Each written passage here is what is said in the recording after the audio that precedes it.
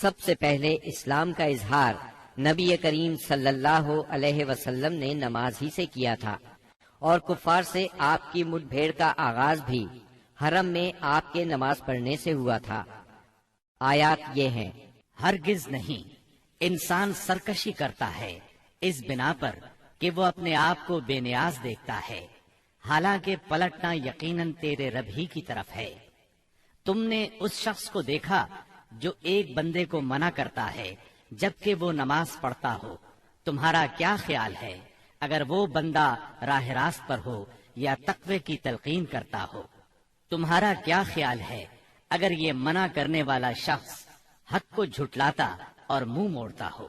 کیا وہ نہیں جانتا کہ اللہ دیکھ رہا ہے؟ ہرگز نہیں، اگر وہ باز نہ آیا تو ہم اس کی پیشانی کے بال پکڑ کر کھینچیں گے، اس پیشانی کو جو جھوٹی اور خطا کار ہے۔ وہ بلا لے اپنے حامیوں کی ٹولی کو، ہم بھی عذاب کے فرشتوں کو بلا لیں گے۔ ہرگز نہیں، اس کی بات نہ مانو اور سجدہ کرو اور اپنے رب کا قرب حاصل کرو۔ آپ کے چچا ابو لہب کو آپ سے اس حد تک کدورت اور عداوت ہو گئی تھی کہ ہر جگہ آپ کے پیچھے پیچھے جاتا، اور جب بھی آپ کسی سے مخاطب ہوتے تو شور مچا دیتا، غلط ملت باتیں کر کے اس شخص کو بات سننے سے روک دیتا۔ دراصل نبی صلی اللہ علیہ وسلم کے بارے میں ابو لہب کا موقف شروع سے یہی تھا، جبکہ قریش نے اس وقت اس طرح کی بات سوچی بھی نہیں تھی۔ حج کے دنوں میں بھی ابو لہب نبی کریم صلی اللہ علیہ وسلم کو جھٹلانے کے لیے بازاروں اور اجتماعات میں آپ کے پیچھے لگا رہتا تھا۔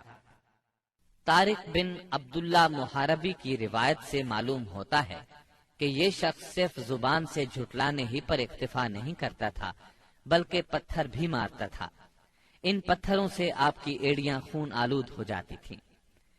بعثت سے پہلے ابو لہب نے اپنے دو بیٹوں عتبہ اور عتیبہ کی شادی رسول اللہ صلی اللہ علیہ وسلم کی دو صاحبزادیوں سیدہ رقیہ اور سیدہ ام کلثوم رضی اللہ عنہما سے کی تھی۔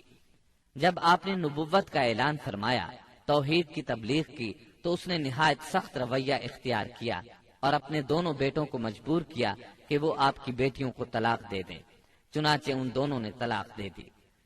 اسی طرح جب نبی صلی اللہ علیہ وسلم کے دوسرے صاحبزادے عبداللہ کا انتقال ہوا تو ابو لہب کو اس قدر خوشی ہوئی کہ وہ دوڑتا ہوا اپنے دوستوں کے پاس پہنچا اور انہیں یہ خبر سنائی کہ محمد معاذ اللہ ابتر یعنی نسل بریدہ ہو گئے ہیں۔ ابو لہب کی بیوی ام جمیل بھی رسول اللہ صلی اللہ علیہ وسلم کی دشمنی میں اس سے پیچھے نہیں تھی۔ اس کا نام اروا تھا، جو حرب بن امیہ کی بیٹی اور ابو سفیان کی بہن تھی۔ یہ آپ کے راستے میں رات کے وقت کانٹے بچھا دیا کرتی تھی، بہت بد زبان تھی، فساد برپا کرنے والی تھی۔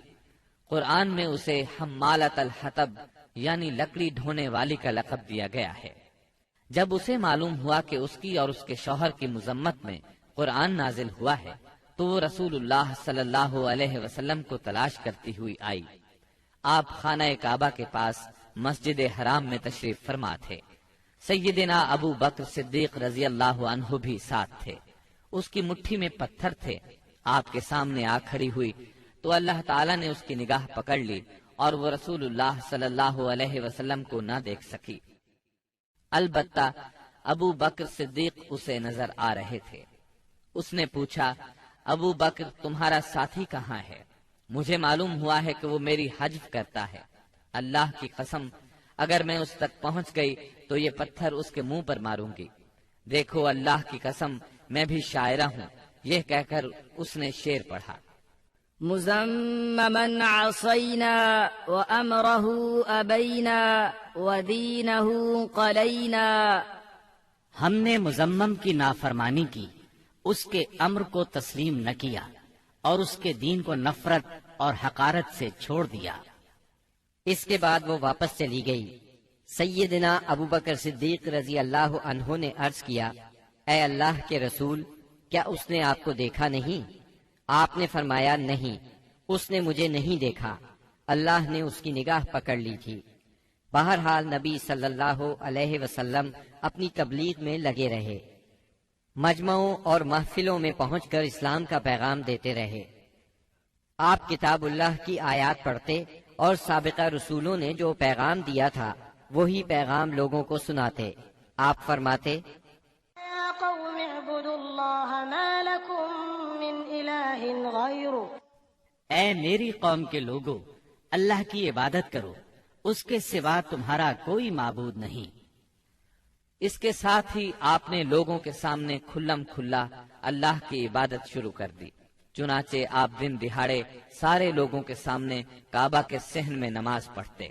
آپ کی تبلیغ آہستہ آہستہ کامیاب ہوتی چلی گئی۔ قریش اس پوری صورتحال کو تشویش کی نظر سے دیکھ رہے تھے۔ ابھی تھوڑا عرصہ گزرا تھا کہ حج کا موسم آ گیا۔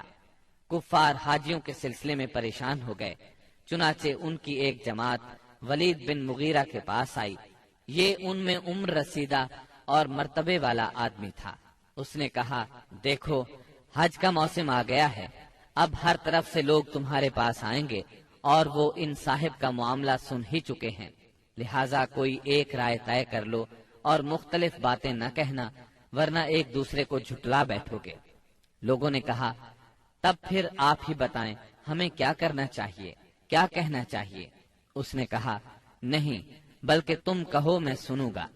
لوگوں نے کہا، اچھا تو ہم ان سے کہیں گے یہ کاہن ہے۔ یہ سن کر ولید بن مغیرہ نے جواب دیا، وہ کاہن نہیں ہے، ہم نے کاہنوں کو دیکھا ہے، اس میں نہ ان جیسی گنگناہٹ ہے نہ تک بندی۔ تب ان لوگوں نے کہا، ہم کہیں گے وہ پاگل ہے۔ ولید بن مغیرہ نے جواب دیا، وہ پاگل بھی نہیں ہے، ہم لوگ پاگل پن کو بھی پہچانتے ہیں، اس میں نہ پاگلوں کسی گھٹن ہے، نہ الٹی سیدھی حرکتیں، نہ بہکی بہکی باتیں۔ لوگوں نے کہا، تب پھر ہم کہیں گے وہ شاعر ہے۔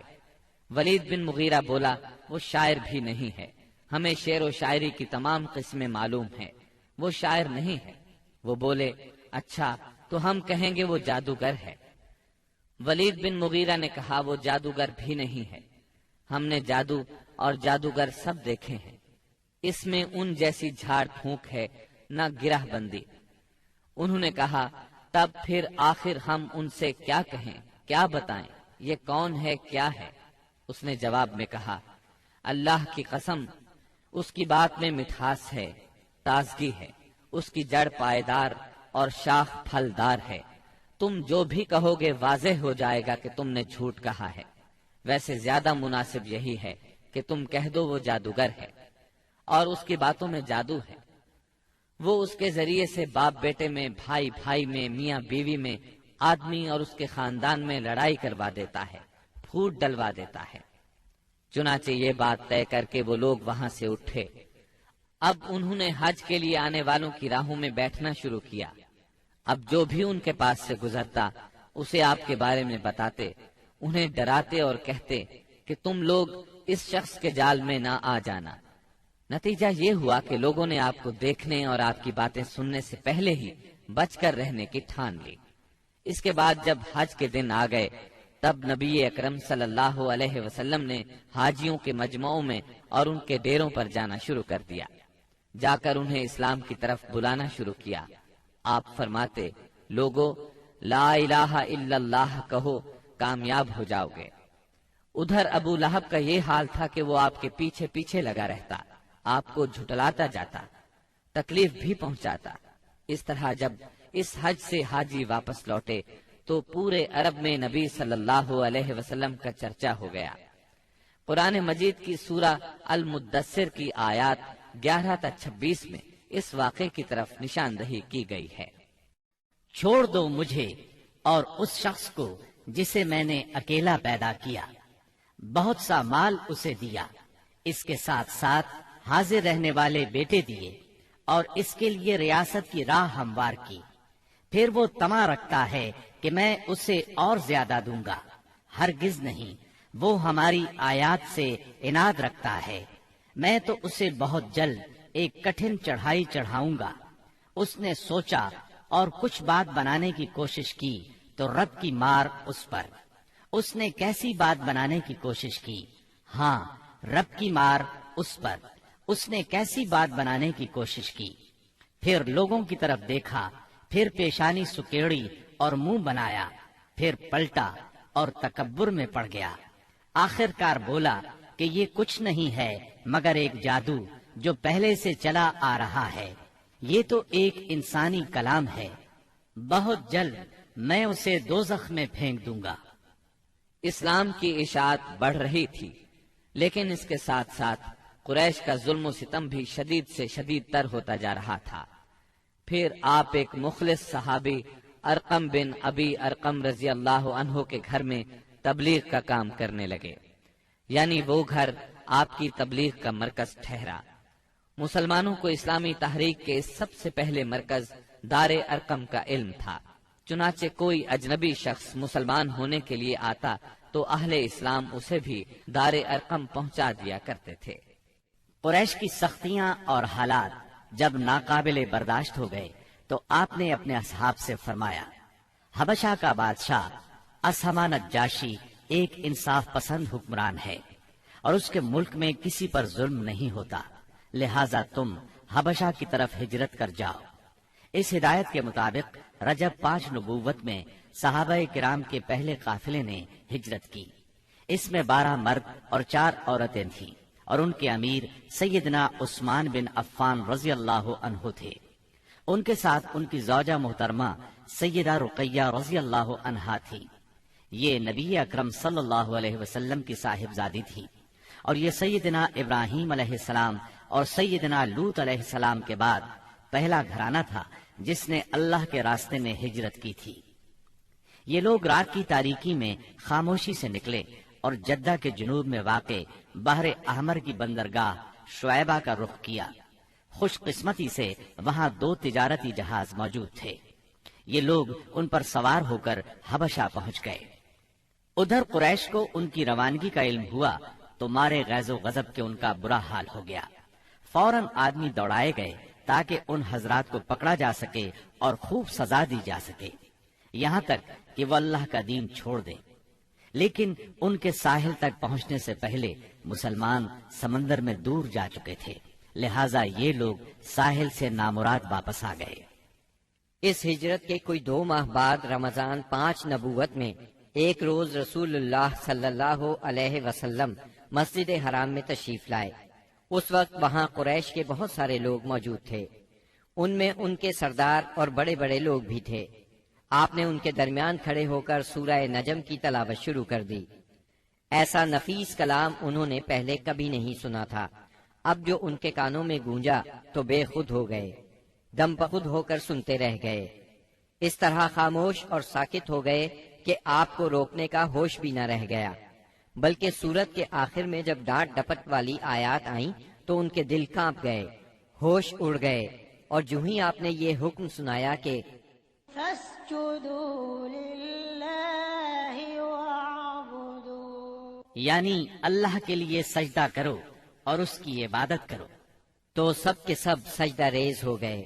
کسی کو اس حکم ربانی سے سرتابی کا یارہ نہ رہا۔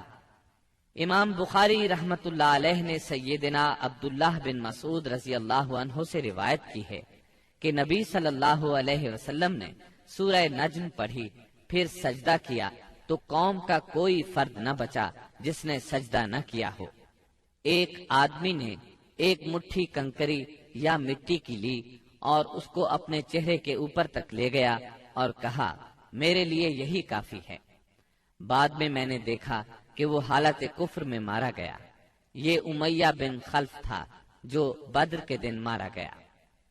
گویا اس وقت جتنے لوگ تھے ان میں سے بس ایک امیہ بن خلف ایسا تھا جس نے مکمل طور پر سجدہ نہیں کیا، البتہ ایک مٹھی میں کنکریاں لے کر اپنی پیشانی تک لے گیا۔ اس نے سجدہ کرنے والوں کا بس اس حد تک ساتھ دیا تھا۔ اس واقعے کی خبر حبشہ پہنچ گئی، یعنی تمام قریش کے سجدہ کرنے کی خبر۔ اس پر مسلمانوں نے سمجھا کہ وہ سب کے سب مسلمان ہو گئے ہیں۔ وہ سب خوشی خوشی ماہ شوال میں مکے کی طرف روانہ ہو گئے، لیکن جب مکے کے اس قدر قریب پہنچ گئے کہ ایک دن سے بھی کم وقت کی مسافت باقی رہ گئی، تب انہیں اصل بات کا پتہ چلا۔ اس پر کچھ لوگ تو وہیں سے واپس حبشہ چلے گئے اور کچھ چھپ چھپا کر یا کسی کی پناہ لے کر مکہ آ گئے۔ اس کے بعد مسلمانوں پر قریش کی سختیاں اور زیادہ بڑھ گئیں، کیونکہ ایک طرف تو انہوں نے بے خودی میں مسلمانوں کے ساتھ سجدہ کر دیا تھا، اس کا انہیں بہت پچھتاوا تھا، دوسری طرف مسلمانوں کے ساتھ نجاشی بہت اچھا سلوک کر رہا تھا، اس کی انہیں جلن اور کڑھن تھی۔ اس لیے رسول اللہ صلی اللہ علیہ وسلم نے فرمایا، تم لوگ دوبارہ حبشہ ہجرت کر جاؤ۔ چنانچہ اس مرتبہ 82 یا 83 مرد اور 18 یا 19 عورتوں نے ہجرت کی، اور ظاہر ہے یہ ہجرت پہلی ہجرت کی نسبت زیادہ مشکل تھی، کیونکہ اب قریش چوکنے تھے، مسلمانوں کی نقل و حرکت پر ان کی نظر تھی۔ یہ اور بات ہے کہ مسلمان ان سے زیادہ چوکنے، با حکمت اور ٹھوس قدم اٹھانے والے ثابت ہوئے، اور ان کی تمام تر پکڑ دھکڑ کے باوجود حبشہ کی طرف نکلنے میں کامیاب ہو گئے۔ اس ہجرت سے قریش کے گھر گھر میں کوہرام مچ گیا، کیونکہ قریش کے بڑے چھوٹے خاندانوں میں سے کوئی ایسا نہیں تھا جس کے چشم و چراغ ان مہاجرین میں شامل نہ ہو۔ کسی کا بیٹا گیا تھا تو کسی کا داماد، کسی کی بیٹی گئی تھی تو کسی کا بھائی اور کسی کی بہن۔ ابو جہل کے بھائی سلمہ بن حشام، اس کے چچا زاد 2 بھائی، اس کی چچا زاد بہن ام سلمہ، ابو سفیان کی بیٹی ام حبیبہ، عتبہ کے بیٹے اور ہند جگر خور کے سگے بھائی ابو حذیفہ، سہیل بن عمرو کی بیٹی سہلہ، عثمان بن عفان، ان کی اہلیہ رقیہ بنت رسول اللہ صلی اللہ علیہ وسلم، زبیر بن عوام، مصعب بن عمیر، عبد الرحمن بن عوف، ابو سلمہ مخزومی، عثمان بن مظعون، جعفر بن ابی طالب اور ان کی زوجہ اسما بنت امیس رضی اللہ عنہم وغیرہ۔ اس طرح قریب قریب تمام سرداران قریش اور مشہور دشمنان اسلام کے جگر گوشے دین کی خاطر گھر بار چھوڑ کر نکل کھڑے ہوئے تھے۔ اس لیے کوئی گھرانہ ایسا نہ تھا جو اس واقعے سے متاثر نہ ہوا ہو۔ قریش پر یہ بات بہت گراں گزری کہ مسلمان ان سے بچ کر ایک ایسی جگہ جا پہنچے ہیں جہاں ان کی جان اور مال کو کوئی خطرہ نہیں ہے۔ چنانچہ انہوں نے ان حضرات کی واپسی کا منصوبہ تیار کیا۔ عمرو بن عاص اور عبداللہ بن ربیہ کو حبشہ بھیجا۔ یہ دونوں اس وقت مشرک تھے۔ انہوں نے حبشہ پہنچ کر منصوبے کے مطابق سب سے پہلے پادریوں سے ملاقاتیں کی اور انہیں تحفے تحائف دیے، پھر بااثر انداز میں دلیل دے کر اپنی آمد کا مقصد بتایا۔ انہوں نے ان کا ساتھ دینے کا وعدہ کر لیا۔ اس کے بعد یہ دونوں نجاشی کے پاس آئے، اسے بھی تحائف پیش کیے، پھر اصل مقصد کی بات شروع کی۔ انہوں نے کہا، اے بادشاہ، آپ کے ملک میں ہمارے کچھ ناسمجھ لوگ بھاگ آئے ہیں۔ انہوں نے اپنی قوم کا دین چھوڑ دیا ہے اور آپ کے دین میں بھی داخل نہیں ہوئے، بلکہ ایک نیا دین ایجاد کیا ہے، اس کو ہم جانتے ہیں نہ آپ۔ اس لیے ہمیں آپ کی خدمت میں ان کی قوم کے بڑوں یعنی ان کے والدین، چچاؤں اور ان کے قبیلے کے لوگوں نے بھیجا ہے تاکہ آپ انہیں واپس بھیج دیں، کیونکہ وہ لوگ ان پر نگران ہیں اور ان کی خامی اور خرابی کو سب سے اچھی طرح سمجھتے ہیں۔ جب ان کی یہ بات پوری ہو گئی تو منصوبے کے مطابق پادریوں نے بھی ان کی تائید کی، ہاں میں ہاں ملائی۔ نجاشی نے ان کی باتیں غور سے سنی، لیکن سوچے سمجھے اور دیکھے بھالے بغیر فیصلہ نہیں کیا۔ اس نے سوچا دوسرے فریق کی بھی بات سنی جائے کہ وہ کیا کہتے ہیں، تبھی حق واضح ہو سکے گا۔ چنانچہ اس نے مسلمانوں کو بلا لیا اور ان سے پوچھا، یہ کیسا دین ہے جس کی وجہ سے تم لوگ اپنی قوم سے الگ ہو گئے ہو، لیکن نہ میرے دین میں داخل ہوتے ہو اور نہ ان ملتوں ہی میں سے کسی کے دین میں داخل ہوئے ہو؟ اس کے جواب میں سیدنا جعفر بن ابی طالب رضی اللہ عنہ نے فرمایا، اے بادشاہ، ہم جاہلیت والی قوم تھے، بتوں کو پوجتے تھے، مردار کھاتے تھے، برائیاں کرتے تھے، قرابت داروں سے ناتا توڑتے تھے، پڑوسیوں سے بدسلوکی کرتے تھے۔ ہم میں جو طاقتور ہوتا تھا وہ ہمارے کمزور کو کھا جاتا تھا۔ ہم اس حالت میں تھے کہ اللہ تعالیٰ نے ہم ہی میں سے ایک رسول بھیجا۔ ہم پہلے سے اس کے عالی نسب، سچائی، امانت اور پاک دامنی کو اچھی طرح جانتے تھے۔ اس نے ہمیں اللہ تعالیٰ کی طرف بلایا کہ ہم اسے ایک مانیں اور اسی کی عبادت کریں، اور اس کے سوا ہمارے باپ دادا جن بتوں اور پتھروں کو پوجتے رہے تھے انہیں چھوڑ دیں۔ اس نے ہمیں سچ بولنے، امانت ادا کرنے، قرابت جوڑنے، پڑوسی سے اچھا سلوک کرنے، حرام کاری اور خون ریزی سے باز رہنے کا حکم دیا۔ بے حیائی کے کاموں سے، جھوٹ بولنے سے، یتیم کا مال کھانے سے اور پاک دامن عورتوں پر جھوٹی تہمت لگانے سے منع کیا۔ اس نے ہمیں یہ بھی حکم دیا کہ ہم صرف ایک اللہ کی عبادت کریں، اس کے ساتھ کسی کو شریک نہ کریں۔ اس نے ہمیں نماز، زکوٰۃ اور روزے کا حکم دیا۔ اس موقع پر سیدنا جعفر رضی اللہ عنہ نے اسلام کے اور بہت سے احکام گنوائے، پھر کہا، ہم نے اس پیغمبر کو سچا مانا، اس پر ایمان لائے، اس کی پیروی کی اور اس کے لائے ہوئے دین میں اس کی اطاعت کی۔ چنانچہ ہم نے ایک اللہ کی عبادت کی، اس کے ساتھ کسی کو شریک نہیں کیا، اور جو چیزیں اس نے حرام بتائیں انہیں حرام مانا، جو چیزیں اس نے حلال بتائیں ان کو حلال مانا۔ بس اس پر ہماری قوم ہم سے بگڑ گئی، اس نے ہم پر ظلم و ستم کا بازار گرم کر دیا، ہمیں ہمارے دین سے پھیرنے کے لیے فتنوں اور سزاؤں سے دوچار کیا، تاکہ ہم اللہ کی عبادت چھوڑ کر پھر سے بت پرستی کی طرف پلٹ جائیں، اور جن گندی چیزوں کو حلال سمجھتے تھے انہیں پھر حلال سمجھنے لگے۔ جب انہوں نے ہم پر بہت ظلم و تشدد کیا، زمین ہم پر تنگ کر دی، ہمارے اور ہمارے دین کے درمیان رکاوٹ بن گئے، تو ہم نے آپ کے ملک کی راہ لی اور آپ کو دوسروں پر ترجیح دی اور آپ کی پناہ میں رہنے کو پسند کیا، اور آپ سے اے بادشاہ یہ امید کی کہ آپ کے ہاں ہم پر ظلم نہیں کیا جائے گا۔ سیدنا جعفر رضی اللہ عنہ کی یہ تقریر سن کر نجاشی نے کہا، کچھ قرآن پڑھ کر سناؤ۔ اس پر سیدنا جعفر رضی اللہ عنہ نے سورہ مریم کی ابتدائی آیات تلاوت کی۔ نجاشی ان آیات کو سن کر اس قدر رویا کہ اس کی داڑھی تر ہو گئی، اور تمام پادری بھی اس قدر روئے کہ ان کے صحیفے تر ہو گئے۔ پھر نجاشی نے کہا، یہ کلام اور وہ کلام جو عیسیٰ علیہ السلام لے کر آئے تھے، دونوں ایک ہی طاق شمع سے نکلے ہوئے ہیں۔ اس کے بعد اس نے قریش کے دونوں نمائندوں سے مخاطب ہو کر کہا، تم لوگ چلے جاؤ، اللہ کی قسم میں انہیں تمہارے حوالے نہیں کر سکتا، اور نہ ان کے خلاف کوئی چال چلی جا سکتی ہے۔ دوسرے دن عمرو بن عاص نے ایک خطرناک ترین تدبیر اختیار کی۔ نجاشی سے جا کر کہا، اے بادشاہ، یہ لوگ عیسیٰ علیہ السلام کے بارے میں ایک بڑی بات کہتے ہیں۔ اس پر نجاشی نے پھر مسلمانوں کو بلوایا اور سیدنا عیسیٰ علیہ السلام کے بارے میں سوال کیا۔ سیدنا جعفر رضی اللہ عنہ نے فرمایا، ہم ان کے بارے میں وہی بات کہتے ہیں جو نبی صلی اللہ علیہ وسلم لے کر آئے ہیں، یعنی وہ اللہ کے بندے ہیں، اس کے رسول، اس کی روح اور اس کا وہ کلمہ ہے جسے اللہ نے کنواری پاک دامن مریم علیہ السلام کی طرف القاء کیا تھا۔ اس پر نجاشی نے زمین سے تنکا اٹھایا اور کہا، اللہ کی قسم، جو کچھ تم نے کہا ہے اس سے عیسیٰ علیہ السلام اس تنکے کے برابر بھی بڑھ کر نہیں تھے۔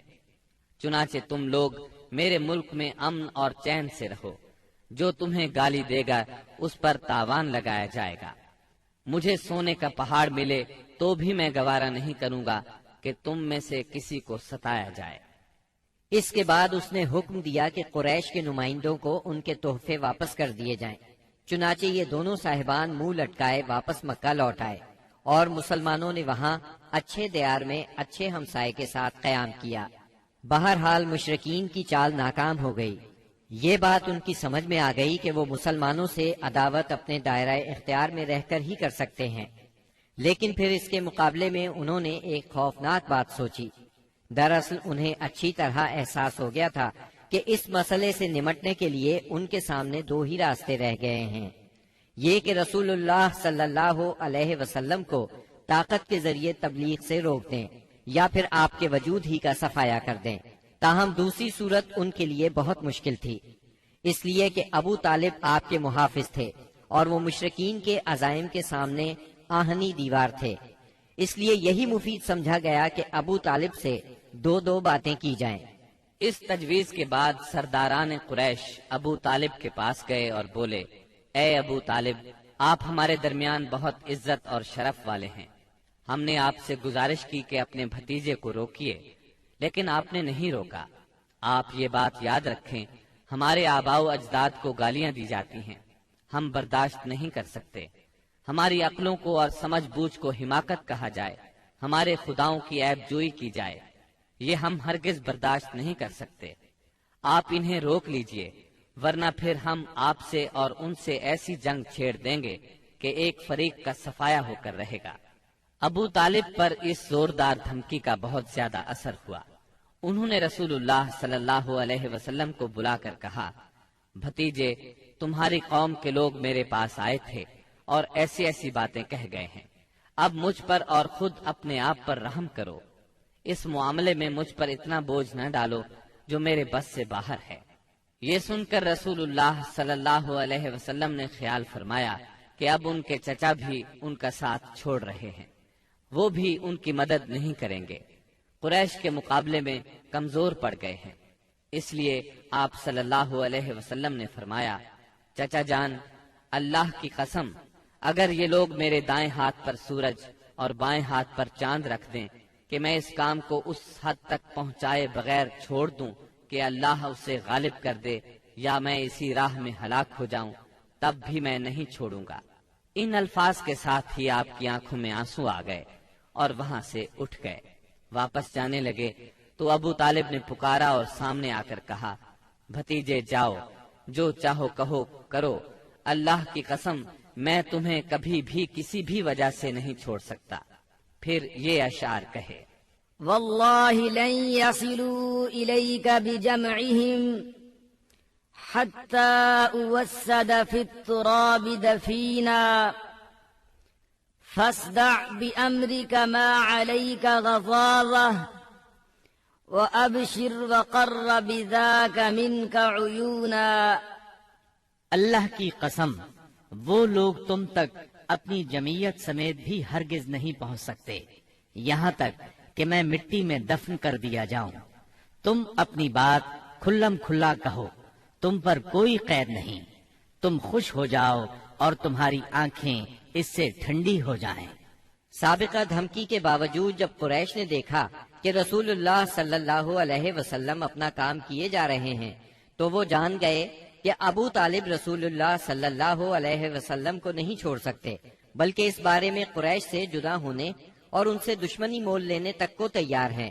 تو وہ لوگ ولید بن مغیرہ کے لڑکے عمارہ کو ساتھ لے کر ابو طالب کے پاس پہنچے اور ان سے یوں عرض کیا، اے ابو طالب، یہ قریش کا سب سے بانکا اور خوبصورت جوان ہے، آپ اسے لے لیں، اس کی دیت اور نصرت کے آپ حقدار ہوں گے، آپ اسے اپنا لڑکا بنا لیں، یہ آپ کا ہوگا۔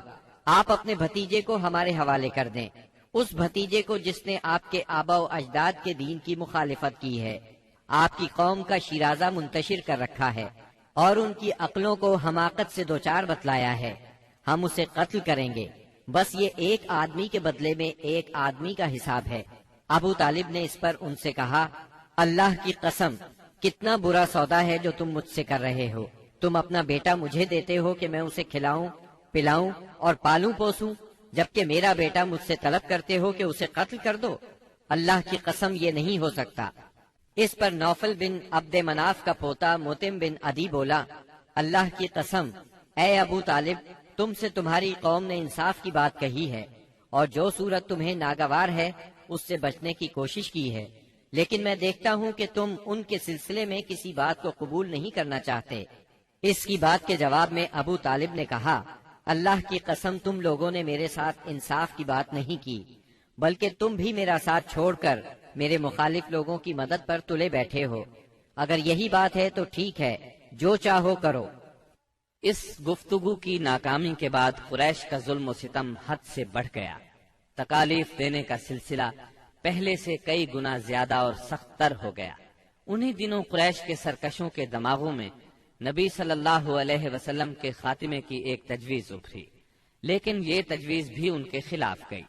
اس تجویز کی بنا پر مکے کے دو نامور اور سرفروش یعنی سیدنا حمزہ اور سیدنا عمر بن خطاب رضی اللہ عنہما اسلام لائے اور ان کے ذریعے سے اسلام کو خوب طاقت ملی۔ ظلم و ستم کے طویل ترین سلسلے کے صرف ایک دو نمونے آپ کو سنائے جاتے ہیں۔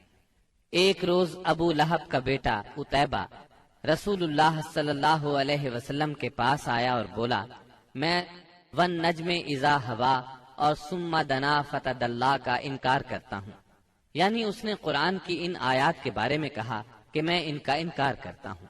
پھر آپ پر حملہ آور ہوا، آپ کا کرتا پھاڑ ڈالا، آپ کے چہرہ مبارک پر تھوکنے کی کوشش کی، لیکن اس کا تھوک آپ کے چہرہ مبارک تک نہ آ سکا۔ اس موقع پر نبی کریم صلی اللہ علیہ وسلم نے اس کے حق میں یوں بد دعا فرمائی: اے اللہ، اپنے کتوں میں سے کوئی کتا اس پر مسلط کر دے۔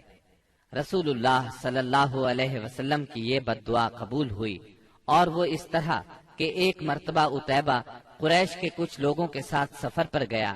قافلے نے ملک شام کے مقام زرقاء میں پڑاؤ ڈالا تو رات کے وقت ایک شیر قافلے کے نزدیک آیا۔ اس نے پورے قافلے کے گرد چکر لگایا۔ عتیبہ نے اس شیر کو دیکھا تو بولا: ہائے میری تباہی، اللہ کی قسم یہ مجھے کھا جائے گا۔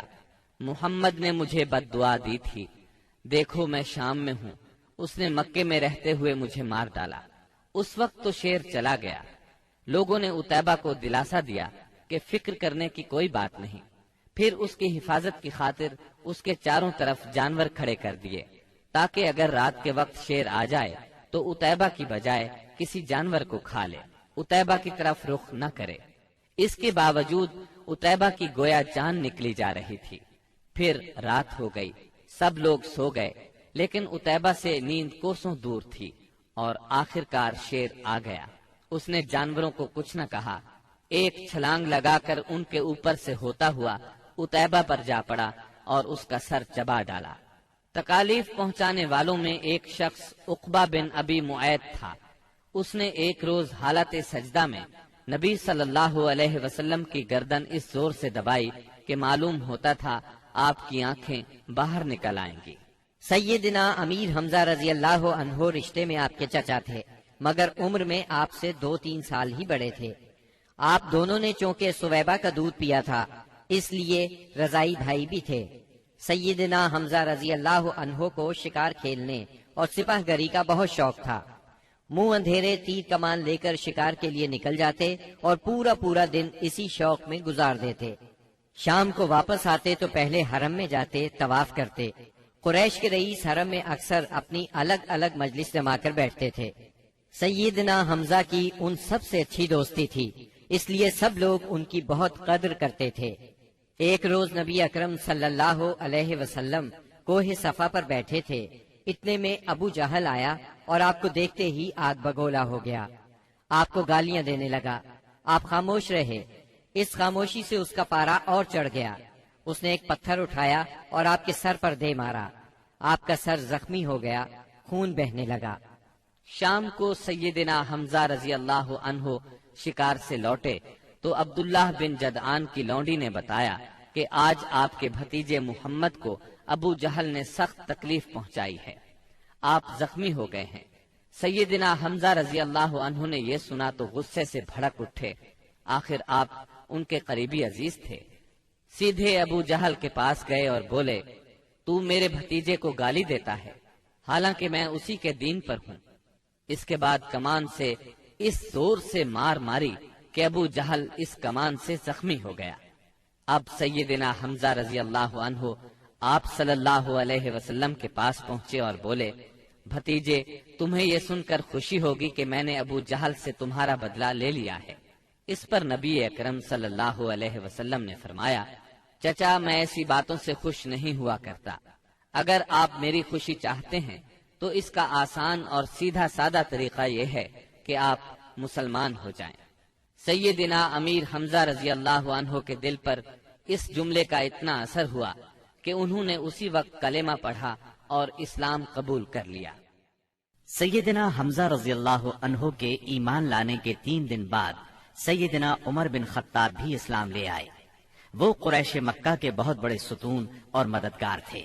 قریش کی طرف سے بیرونی ممالک سے سفارتی تعلقات رکھنا انہی کی ذمہ داری تھی۔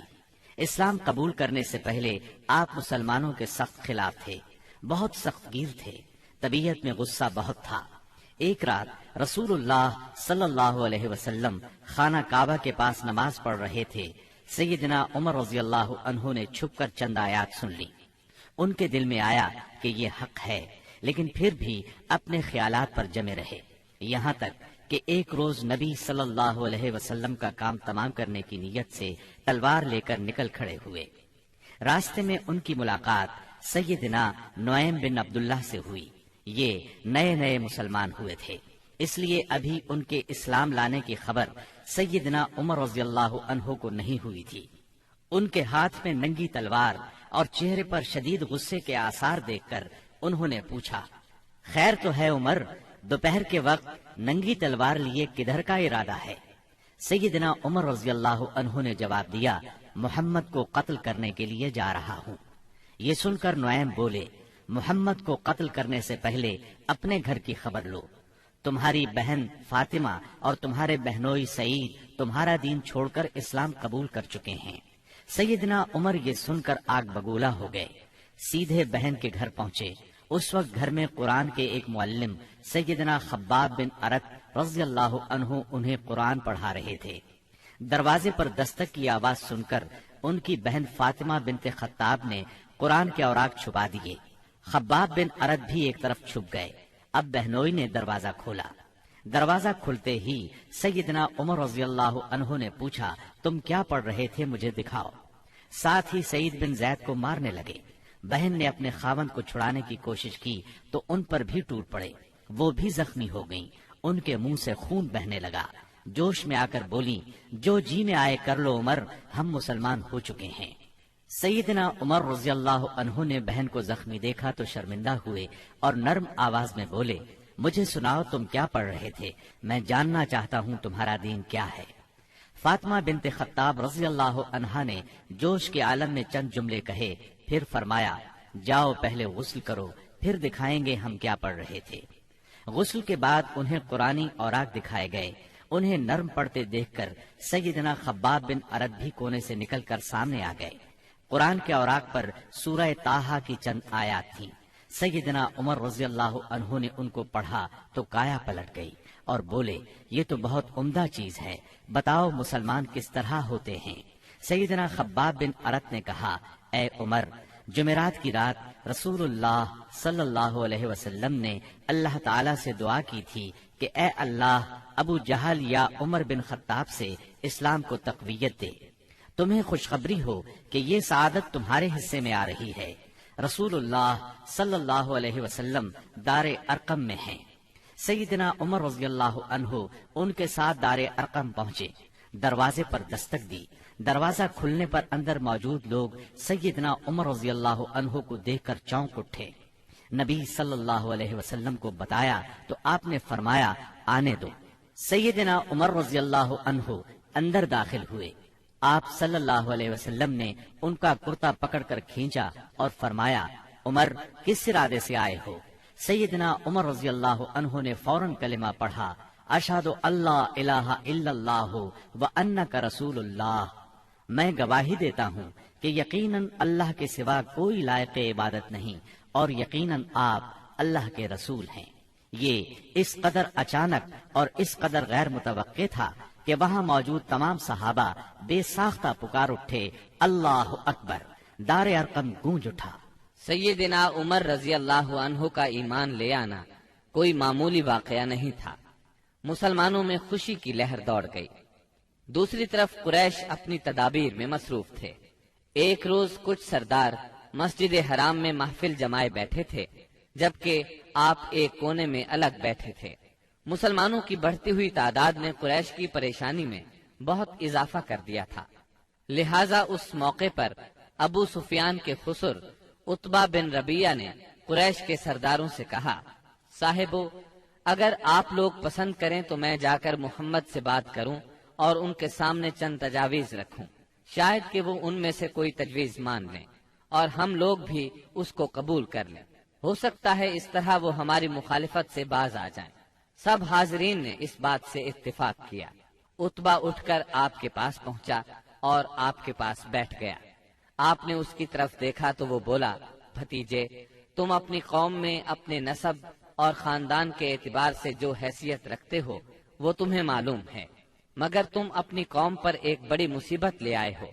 تم نے جماعت میں تفرقہ ڈال دیا ہے، ساری قوم کو تم بے وقوف ٹھہراتے ہو، قوم کے معبودوں اور اس کے دین کی برائی کرتے ہو اور ایسی باتیں کرنے لگے ہو جن کے معنی یہ ہیں کہ ہم سب کے باپ دادا کافر تھے۔ اب ذرا میری بات سنو، کچھ تجاویز تمہارے سامنے رکھتا ہوں، ان پر غور کرو، شاید کہ ان میں سے کسی کو تم قبول کر لو۔ اس کے خاموش ہونے پر آپ نے فرمایا، ابو الولید آپ کہیں، میں سن رہا ہوں۔ اس نے کہا، بھتیجے، یہ کام جو تم نے شروع کیا ہے، اس سے اگر تمہارا مقصد مال حاصل کرنا ہے تو ہم سب مل کر تمہیں اتنا کچھ دینے کے لیے تیار ہیں کہ تم ہم میں سب سے زیادہ مالدار ہو جاؤ گے۔ اگر اس سے اپنی بڑائی چاہتے ہو تو ہم تمہیں اپنا سردار بنانے کے لیے تیار ہیں۔ کسی معاملے کا فیصلہ تمہارے بغیر نہیں کیا کریں گے۔ اگر بادشاہت ہی چاہتے ہو تو ہم تمہیں اپنا بادشاہ بنا لیتے ہیں، اور اگر تم پر کوئی جن آتا ہے جسے تم خود دور کرنے پر قادر نہیں ہو تو ہم بہترین طبیبوں سے اپنے خرچ پر تمہارا علاج کروا دیتے ہیں۔ عتبہ یہ باتیں کرتا رہا، آپ خاموشی سے سنتے رہے۔ جب وہ اپنی کہہ چکا تب آپ نے فرمایا، اچھا اب میری سنو۔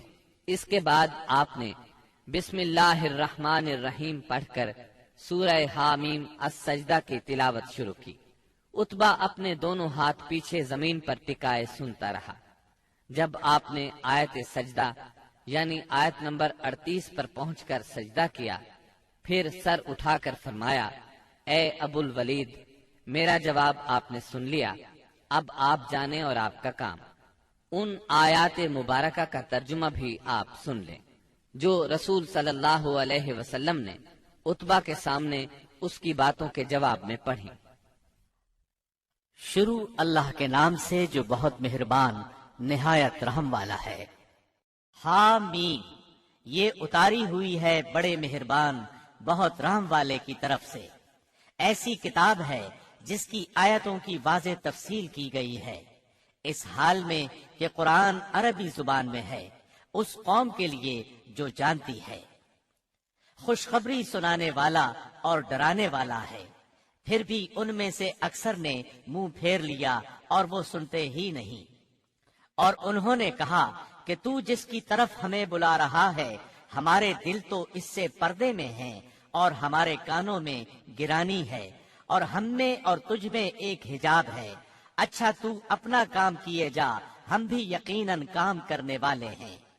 آپ کہہ دیجئے کہ میں تو تم ہی جیسا انسان ہوں، مجھ پر وحی نازل کی جاتی ہے کہ تم سب کا معبود ایک اللہ ہی ہے، سو تم اس کی طرف متوجہ ہو جاؤ اور اس سے گناہوں کی معافی چاہو، اور ان مشرکوں کے لیے بڑی ہی خرابی ہے جو زکوٰۃ نہیں دیتے اور آخرت کے بھی منکر ہی رہتے ہیں۔ بے شک جو لوگ ایمان لائیں اور بھلے کام کریں ان کے لیے نہ ختم ہونے والا اجر ہے۔ آپ کہہ دیجئے کہ کیا تم اس اللہ کا انکار کرتے ہو اور تم اس کے شریک مقرر کرتے ہو جس نے 2 دن میں زمین پیدا کر دی۔ سارے جہانوں کا پروردگار وہی ہے، اور اس نے زمین میں اس کے اوپر سے پہاڑ گاڑ دیے اور اس میں برکت رکھ دی، اور رہنے والوں کی غذاؤں کی تجویز بھی اسی میں کر دی، صرف 4 دن میں ضرورت مندوں کے لیے یکساں طور پر۔ پھر آسمان کی طرف متوجہ ہوا اور وہ دھواں سا تھا، پس اسے اور زمین سے فرمایا کہ تم دونوں خوشی سے آؤ یا ناخوشی سے۔ دونوں نے عرض کیا ہم بخوشی حاضر ہیں۔ پس 2 دن میں 7 آسمان بنا دیے اور ہر آسمان میں اس کے مناسب وحی بھیج دی، اور ہم نے آسمان دنیا کو چراغوں سے زینت دی اور نگہبانی کی۔ یہ تدبیر اللہ غالب و دانا کی ہے۔ اب بھی یہ روگرداں ہوں تو کہہ دیجئے کہ میں تمہیں اس کڑک سے ڈراتا ہوں جو مثل عادیوں اور سمودیوں کی کڑک کے ہوگی۔ حبشہ میں قریش بری طرح ناکام ہو گئے۔ دوسری طرف وہاں شاہ حبشہ نے مسلمانوں کے ساتھ اعلیٰ ترین سلوک کیا، انہیں وہاں رہنے کی کھلی آزادی دی۔ ادھر مکہ معظمہ میں سیدنا حمزہ اور سیدنا عمر بن خطاب رضی اللہ عنہما نے اسلام قبول کر لیا۔ ان تمام باتوں کی بنا پر کفار کا زور ٹوٹنے لگا۔ دوسری طرف آپ کی تبلیغی کوششوں سے مسلمانوں کی تعداد میں روز بروز اضافہ ہوتا جا رہا تھا اور قبائل میں بھی اسلام پھیلتا جا رہا تھا۔ اس صورتحال نے قریش کو مجبور کیا کہ وہ نئے سرے سے حالات کا جائزہ لیں اور اسلام کی بڑھتی ہوئی مقبولیت میں مزید اضافہ نہ ہونے دیں۔ چنانچہ قریش مکہ ایک جگہ جمع ہوئے۔ مشورے کے بعد بنی ہاشم اور بنی مطلب سے معاشرتی قطع تعلق کا فیصلہ کیا۔ ایک قرارداد لکھی گئی، اس پر حلف لیا گیا، اس میں طے پایا کوئی شخص بنو ہاشم اور بنو مطلب سے شادی بیاہ کے تعلقات نہ رکھے، کسی قسم کا لین دین نہ کرے، نہ کھانے پینے کی چیزیں ان کے ہاتھ فروخت کرے، نہ ان سے بولے چالے، جب تک کہ محمد قتل کے لیے ان کے حوالے نہیں کر دیے جاتے۔ اس قرارداد کو اہمیت دینے کے لیے اس کو کعبے کے اندر لٹکا دیا گیا۔ دوسرے قبائل خاص طور پر بنو کنانہ بھی اس معاہدے میں شریک ہو گئے۔ اس طرح یہ اور مضبوط ہو گیا۔ اس معاہدے کی کتابت بغیض بن عامر بن ہاشم نے کی تھی۔ رسول اللہ صلی اللہ علیہ وسلم نے اس پر بد دعا کی اور اس کا ہاتھ یا ہاتھ کی بعض انگلیاں شل ہو گئیں۔ قریش مکہ کے اس معاشرتی بائیکاٹ سے مجبور ہو کر ابو طالب نے اپنے خاندان کے ساتھ شیب ابی طالب میں پناہ لی۔ شیب ابی طالب مکہ معظمہ میں ایک محلے کا نام تھا۔ بنی ہاشم اس میں رہا کرتے تھے۔ شیب عربی زبان میں گھاٹی کو کہتے ہیں۔ یہ محلہ کوہ ابو قبیس کی گھاٹیوں میں سے ایک گھاٹی میں واقع تھا اور ابو طالب بنی ہاشم کے سردار تھے، اس لیے شیب ابی طالب کہا جاتا تھا۔ بنی ہاشم اور بنی مطلب کے ہر شخص نے ساتھ دیا۔ مسلمانوں نے ان کی وجہ سے اور کفار کے خاندانی اور نسبتی تعلق کی بنا پر محصور ہونا قبول کیا۔ بنو ہاشم میں سے صرف ابو لہب نے قریش مکہ کا ساتھ دیا اور وہ شہر ہی میں مقیم رہا۔ بنو ہاشم اور بنو مطلب کے 3 سال اس گھاٹی میں گزرے۔ یہ 3 سال اس قدر سخت، تنگ دستی، غربت اور تکالیف کے تھے کہ بھوک کی شدت سے بچوں کے بلبلانے کی آوازیں راستہ چلتے لوگوں کو سنائی دیتی تھیں، مگر سنگ دل کفار ان چیخوں کو سن کر خوش ہوتے تھے۔ مسلمانوں نے ان 3 برسوں میں درختوں کے پتے اور چمڑے کھا کر پیٹ کی آگ بجھائی۔ سعد بن ابی وقاص رضی اللہ عنہ فرماتے ہیں، میں بھوکا تھا، اتفاق سے رات کے وقت میرا پاؤں کسی چیز پر پڑا، میں نے اس چیز کو اٹھایا اور نگل گیا، مجھے اب تک معلوم نہیں کہ وہ کیا چیز تھی۔ اسی طرح اونٹ کی کھال کا سوکھا ہوا چمڑا انہیں کہیں راستے میں پڑا مل گیا، انہوں نے پانی سے دھو کر اس کو جلایا اور صفوف بنا کر پانی کے ساتھ کھا کر 3 راتیں بسر کی۔ یہ معاشرتی بائیکاٹ اتنا شدید تھا کہ قریش نے کھانے پینے کی اشیاء کا لے جانا بھی بند کر دیا تھا۔ جب کوئی تجارتی قافلہ مکے آتا تو ابو لہب اٹھتا اور اعلان کرتا، کوئی تاجر عام نرخوں پر اصحاب محمد کو فروخت نہ کرے، بلکہ اتنی قیمت بڑھائے کہ وہ چیز ان لوگوں کی قوت خرید سے باہر ہو جائے۔ قریش میں سے بعض لوگوں کے دل ان حضرات کی یہ حالت دیکھ کر کڑتے تھے، کیونکہ وہ ان کے عزیز تھے، چنانچہ ایسے لوگ خفیہ طور پر کھانے پینے کی چیزیں بھیج دیتے تھے۔ ایک دن سیدنا حکیم بن حزام رضی اللہ عنہ اپنی پھوپھی سیدہ خدیجہ رضی اللہ عنہا کے لیے کچھ چیزیں لے کے جا رہے تھے کہ ابو جہل نے راستہ روک لیا اور کہا، اگر تم نے شیب ابی طالب میں غلہ پہنچانے کی کوشش کی تو میں سب لوگوں میں تمہیں رسوا کر دوں گا۔ اتفاق سے اس وقت ابو البختری سامنے سے آ گیا۔ واقعے کی تفصیل سن کر ابو جہل سے کہنے لگا، اگر ایک شخص اپنی پھوپھی کے لیے کچھ غلہ بھیجتا ہے تو تم کیوں رکاوٹ بنتے ہو؟ چنانچہ ابو البختری کی مداخلت کی وجہ سے اس سے اپنی پھوپھی کے پاس غلہ بھجوانے دیا۔ غرض ایسی ہی تکالیف اور مصائب کی وجہ سے مکے کے بعض نیک دل لوگوں کو یہ سفاکانہ معاہدہ ختم کرنے کا خیال آیا۔ آخر ہشام بن عمرو کی کوششوں سے زہیر بن ابی امیہ، سیدہ خدیجہ رضی اللہ عنہا کے رشتہ دار متم بن عدی، زمعہ بن اسود اور ابو البختری بن ہاشم اور مختلف قبائل کے بعض افراد نے رات کو خفیہ مجلس میں اس معاہدے کی منسوخی کا طریقہ کار مرتب کیا۔ پھر صبح کو کعبۃ اللہ کے پاس اپنے اپنے حلقے میں جمع ہوئے۔ طواف کے بعد پہلے زہیر نے اعلان کیا، جب تک انسانیت کے خلاف اس معاہدے کو ختم نہیں کیا جائے گا میں چین سے نہیں بیٹھوں گا۔ اس پر ابو جہل نے مخالفت کی، لیکن 4 اور نیک دل انسانوں نے اپنے اپنے قبیلے کی طرف سے یکے بعد دیگرے اس بائیکاٹ کو ختم کرنے کا اعلان کیا۔ ابو جہل مجلس کا یہ رنگ دیکھ کر دنگ رہ گیا اور کہنے لگا، یہ معاملہ تو پہلے ہی سے طے شدہ لگتا ہے۔ تکالیف پہنچانے کی پالیسی کے بعد جب قریش نبی کریم صلی اللہ علیہ وسلم کو نفسیاتی حربوں سے شکست نہ دے سکے تو انہوں نے اب ان پر معاشرتی دباؤ ڈالنے کا پروگرام بنایا۔ اس کے لیے ان کے سرپرست اور نگران ابو طالب پر دباؤ ڈالنا ضروری تھا۔ چنانچہ سرداران قریش نے بار بار ان کے پاس جا کر شکایت کی۔ ایک بار تو قریباً 25 سردار ابو طالب کے پاس پہنچے۔ ان میں ابو جہل، ابو سفیان، امیہ بن خلف، عتبہ، اسود بن عبد المطلب اور شیبہ شامل تھے۔ انہوں نے پہلے تو آپ کے خلاف اپنی شکایات بیان کی، پھر کہا ہم آپ کے سامنے ایک انصاف کی بات پیش کرتے ہیں۔ آپ کا بھتیجا ہمیں ہمارے دین پر چھوڑ دے اور ہم اسے اس کے دین پر چھوڑ دیتے ہیں۔ وہ جس معبود کی عبادت کرنا چاہے کرے، ہمیں اس سے کوئی غرض نہیں، مگر وہ ہمارے معبودوں کی برائی نہ بیان کرے اور یہ کوشش نہ کرتا پھرے کہ ہم اپنے معبودوں کو چھوڑ دیں۔ آپ ہم سے اس شرط پر اس کی صلح کرا دیں۔ ان کے خیال میں مصالحت کا اس سے اچھا طریقہ کیا ہو سکتا تھا؟ ابو طالب نے نبی اکرم صلی اللہ علیہ وسلم کو بلایا اور ساری بات بیان کی۔ آپ نے جواب میں فرمایا، چچا جان، میں تو ان کے سامنے ایک ایسا کلمہ پیش کرتا ہوں جسے اگر یہ جان لیں تو پورا عرب ان کے تابع اور عجم ان کا جزیہ گزار ہو جائے گا۔ اس پر ان لوگوں نے کہا، تم ایک کلمہ کہتے ہو، ہم ایسے 10 کلمے کہنے کو تیار ہیں، مگر یہ تو بتاؤ وہ کلمہ کیا ہے؟ آپ نے جواب میں فرمایا، لا الہ الا اللہ۔ اس پر وہ سب غصے اور تکبر سے اٹھ کھڑے ہوئے۔ اس وقت وہ جو باتیں کہتے ہوئے وہاں سے نکلے ان کا ذکر قرآن کریم کی سورہ سعد کی آیات 1 تا 7 میں آیا ہے۔ صاد، اس نصیحت والے قرآن کی قسم، بلکہ کفار غرور و مخالفت میں پڑے ہوئے ہیں۔ ہم نے ان سے پہلے بھی بہت سی امتوں کو تباہ کر ڈالا تو انہوں نے ہر چند چیخ پکار کی، لیکن وہ وقت چھٹکارے کا نہ تھا۔ اور کافروں کو اس بات پر تعجب ہوا کہ انہی میں سے ایک انہیں ڈرانے والا آ گیا اور کہنے لگے کہ یہ تو جادوگر اور جھوٹا ہے۔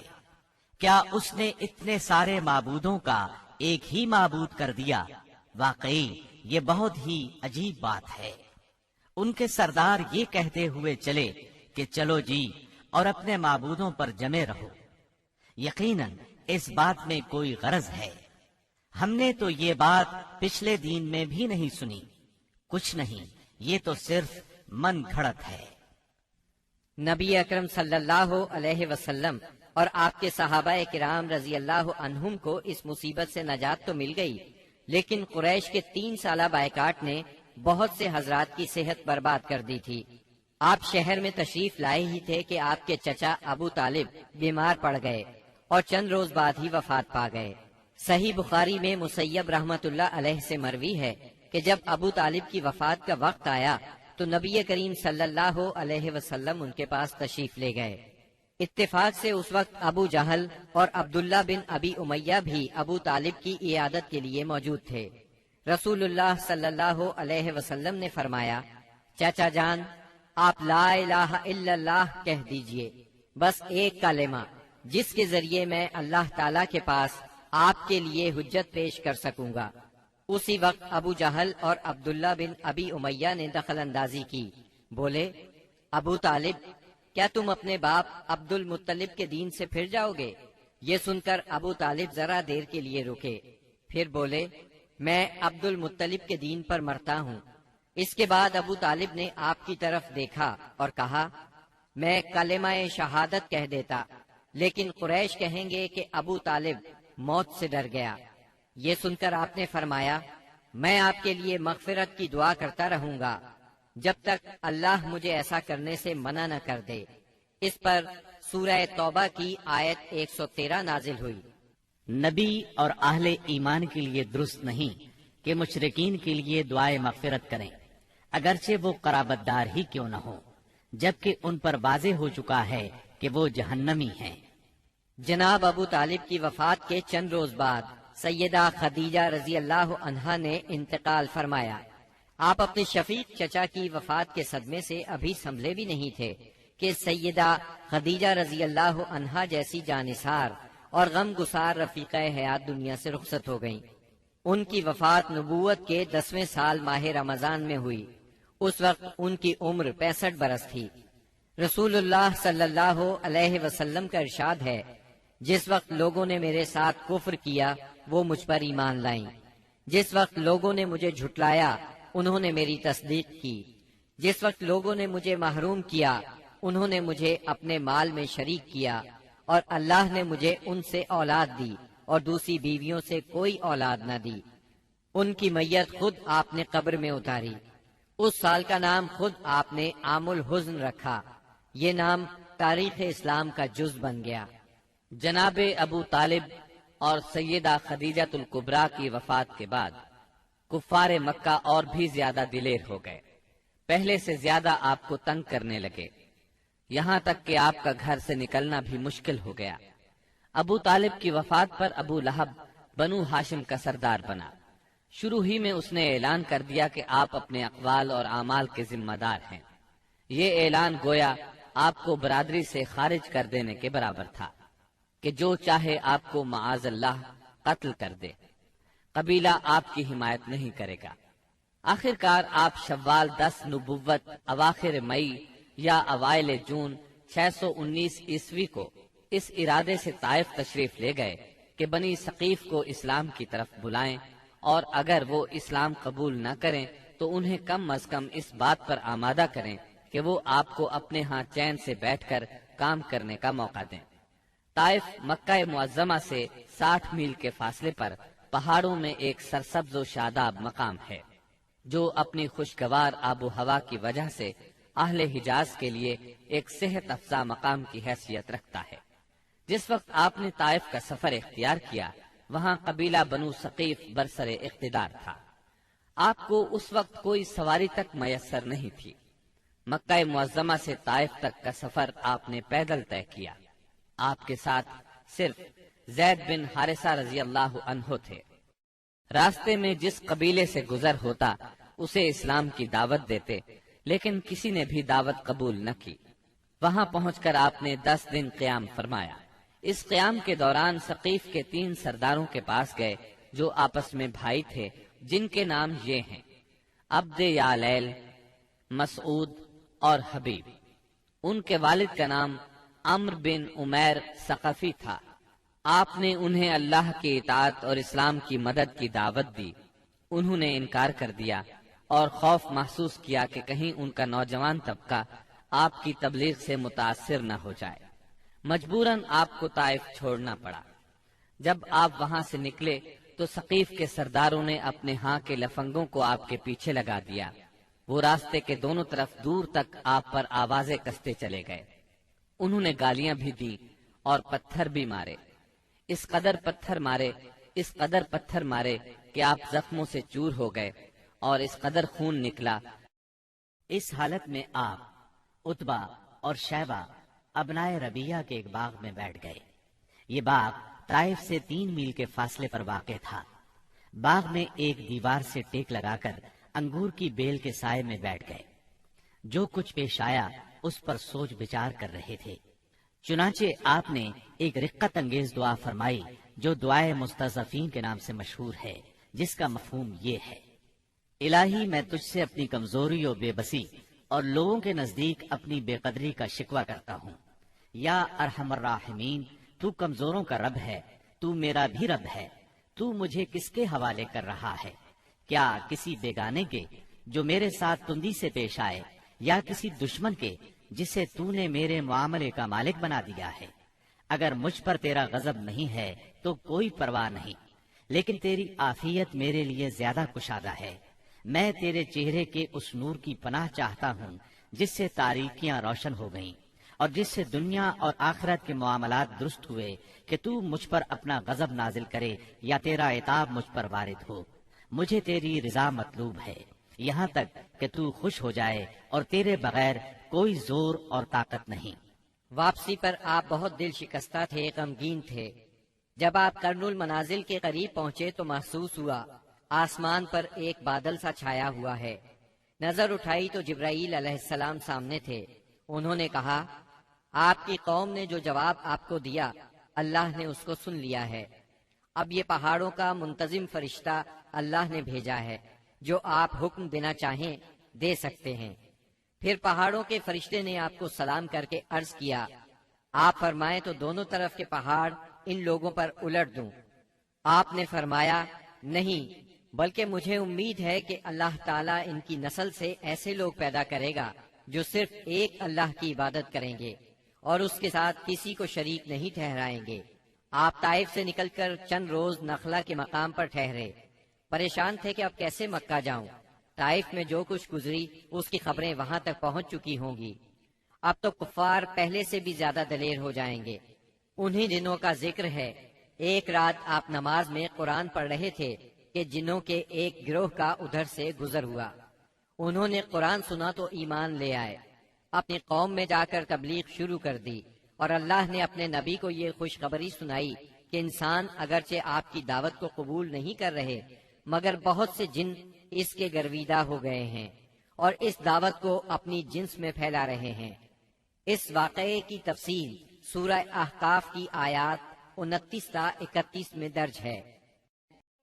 اور یاد کرو جب ہم نے آپ کی طرف جنوں کے ایک گروہ کو متوجہ کیا کہ وہ قرآن سنیں، پس جب نبی کے پاس پہنچ گئے تو ایک دوسرے سے کہنے لگے خاموش ہو جاؤ۔ پھر جب تلاوت ختم ہو گئی تو اپنی قوم کو خبردار کرنے کے لیے واپس لوٹ گئے، کہنے لگے اے ہماری قوم، ہم نے یقیناً وہ کتاب سنی ہے جو موسیٰ کے بعد نازل کی گئی ہے، جو اپنے سے پہلی کتابوں کی تصدیق کرنے والی ہے، جو سچے دین اور راہ راست کی طرف راہبری کرتی ہے۔ اے ہماری قوم، اللہ کے بلانے والے کا کہا مانو، اس پر ایمان لاؤ تو اللہ تمہارے گناہ بخش دے گا اور تمہیں المناک عذاب سے پناہ دے گا۔